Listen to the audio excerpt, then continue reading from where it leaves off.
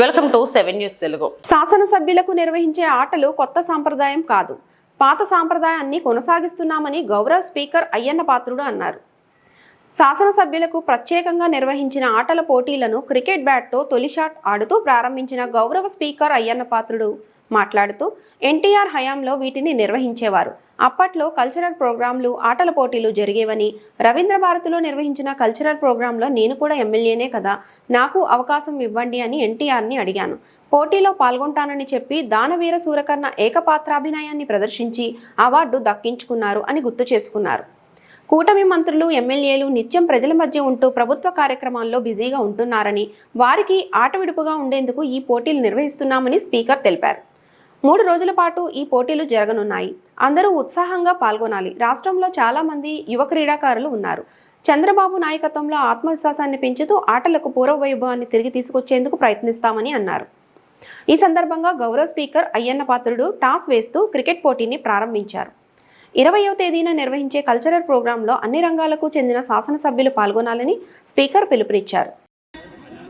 ఇది ఒక ఆహ్లాద వాతావరణంలో జరగాల్సిన కార్యక్రమం.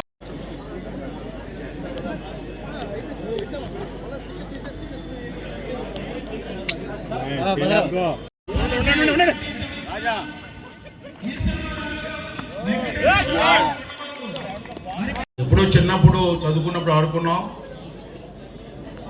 తర్వాత ఇది ఇందాక మనకు ప్రెస్ వాళ్ళు అడిగారు, ఈ సాంప్రదాయం కొత్తగా పెడుతున్నారా అని. ఇది కొత్త సాంప్రదాయం కాదు. నందమూరి తారక రామారావు గారు ముఖ్యమంత్రి అయినప్పుడు నేను 83లో నేను ఎమ్మెల్యే అయినా. ఆ రోజుల్లో అంటే 43 సంవత్సరాల క్రితం ఎమ్మెల్యే ఫస్ట్ టైం అయ్యా రామారావు గారి నాయకత్వంలో. ఆ రోజు రామారావు గారికి ఈ సాంస్కృతిక కార్యక్రమాలన్నా, స్పోర్ట్స్ అన్నా చాలా ఇష్టం. వారు అన్నారు ఒక రోజున, ఆ రోజుల్లో మనం కూడా స్పోర్ట్స్ కాంపిటీషన్ పెడితే ఎలాగుంటుందని. అప్పుడు 83లో ఫస్ట్ టైం హైదరాబాద్లో స్పోర్ట్స్ కాంపిటీషను, కల్చరల్ ప్రోగ్రామ్స్ పెట్టి మేము కార్యక్రమం స్టార్ట్ చేసాం. దురదృష్టం మధ్యలో మీరు చూశారు, ఎవరిని విమర్శించరు కానీ, స్పీకర్ స్థానంలో ఉన్న విమర్శించరు కానీ, మధ్యలో మనకి గ్యాప్ వచ్చింది. ఆ కారణాలు మీ అందరికి తెలుసు. రామారావు గారు ముఖ్యమంత్రిగా ఉన్నప్పుడు స్టార్ట్ చేసే కార్యక్రమం గురించి నాకు ఇప్పటికీ గుర్తు. కల్చరల్ ప్రోగ్రాం అవుతుంది రవీంద్ర భారతిలో. రామారావు గారు ముఖ్యమంత్రిగా వచ్చారు కార్యక్రమానికి.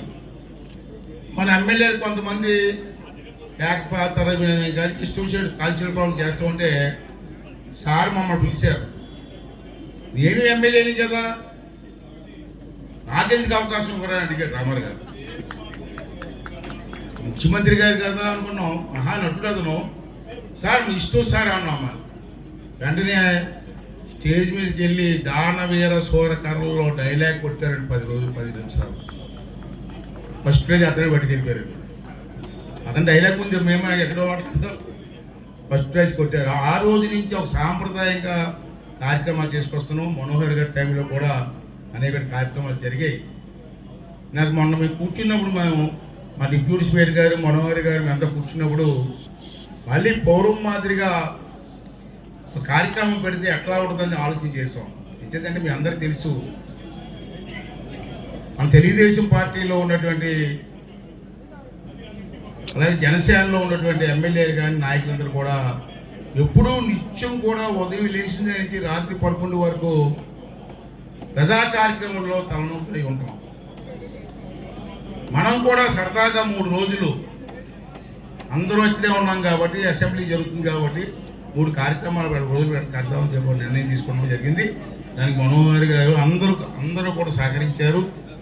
వెంటనే చంద్రబాబు గారి దృష్టి తీసుకెళ్ళాం, వారు కూడా అంగీకరించారు. వెంటనే మన స్పోర్ట్స్ మినిస్టర్ గారు కానీ, కల్చరల్ అఫైర్స్ మినిస్టర్ గారిని కూడా కలిసినప్పుడు మేము బాధ్యత తీసుకుంటామని చెప్పి ఆ చైర్మన్ గారు అందరూ కూడా ముందుకు వచ్చి ఈ కార్యక్రమాన్ని బ్రహ్మాండంగా చేసేది జరిగింది.